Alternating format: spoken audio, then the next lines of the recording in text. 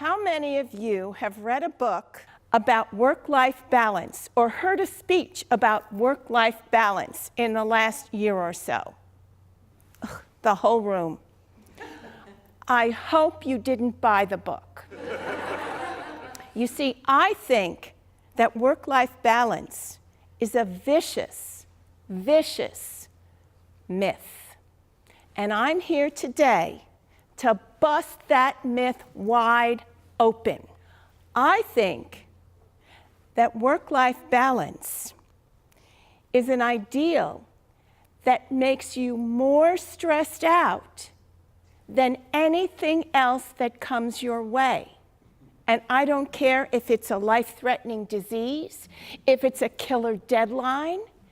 If you think that you can have perfect balance and handle those things, you're going to be stressed out beyond the stress that the normal emergencies in life produce. If I stand here like this and balance, and I'm doing that in high heels, I do that all the time in high heels, but if I do this, I have to stand perfectly still to maintain that balance, right?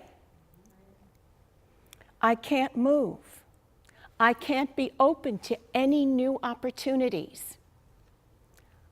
I can't go anywhere if my priority is maintaining work-life balance. Can't be done. So I want to introduce a new idea to you. What about harmonizing your work and life? Well, how is that different? Well, think about it. Think about your favorite song. Could you have a song that was only one note? You can't dance to it. You can't enjoy it. There's no movement. But real music, the music of life, has highs, it has lows, it has moments of soft movement, it has brilliant changes. That's what makes it so beautiful.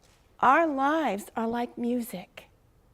There's always going to be another change, another. Why do you think they call it a movement in music? Because it's all about the movement. And our lives are constantly in motion. If you can visualize the idea that you're always going to have highs and lows in your life, you stop trying to stay in balance when it's not possible. Now, I know there's the guy who works in the circus, and he can keep all those plates going, but not indefinitely. And he certainly can't do it while he's thinking about anything else but those plates. So if you run a business or work in a vibrant business that has lots of deadlines and lots of accountabilities and lots of great plans, when you come into work, you can't think about anything else. So the very idea that you could stay in balance is counterproductive. I think that if you can adopt the idea of harmonizing your work and life, that you have a true opportunity to open yourself up to more possibility and to live a life that is more joyful, gives you more energy, less stress, and breakthrough results. Okay, that sounds great. But Susan, how do you do it? Well, the first thing you do is you begin to look at what it takes for you to deal with stress in your life. I call it looking at your strengths and weaknesses around stress. Are you getting sleep? Are you eating well? Are you taking care of your health? Or are you like my husband, where the doctor says do this, and he waits 3 months before he calls to make the next appointment because he's too busy at work? We do those things that take away from our ability to be present in the world. And then there's all the psychological baggage that we bring from our past. We have to learn how to protect ourselves from the stress, because the stress is not anything we can avoid. We will always have stress in our lives. It's the way it works.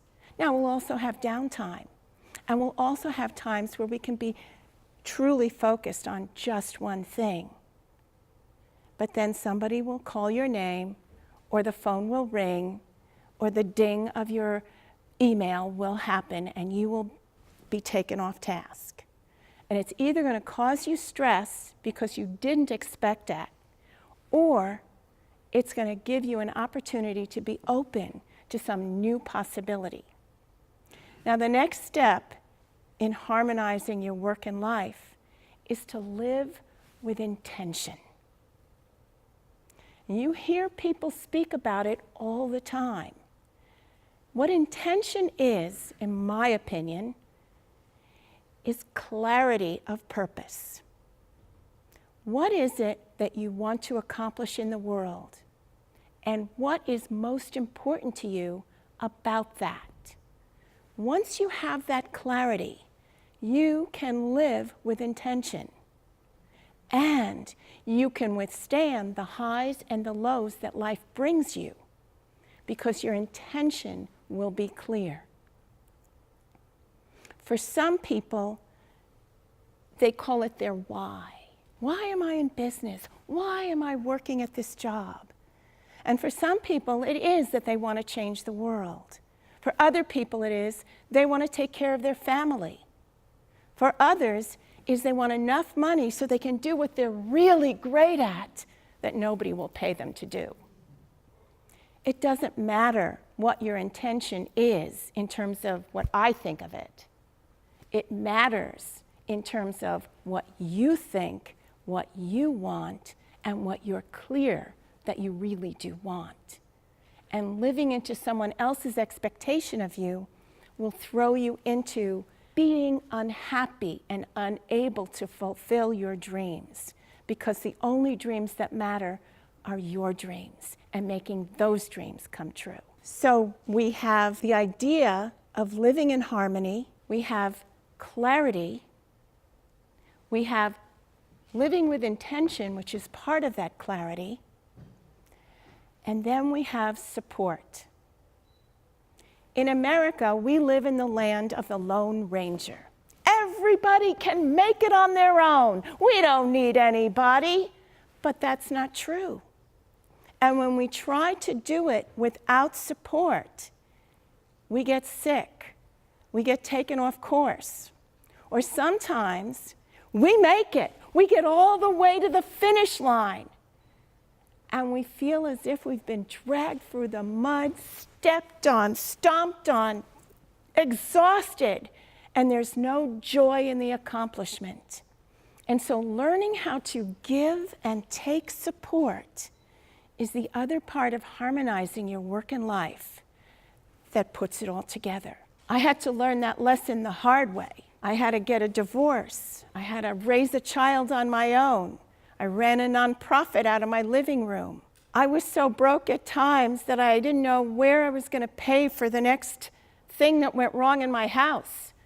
And because I was doing good work in my community, there were many times when the people who came to fix the plumbing or who came to fix the roof said, "Oh, you're the lady who's doing that work with those kids? This is a donation. I'll just fix it for you."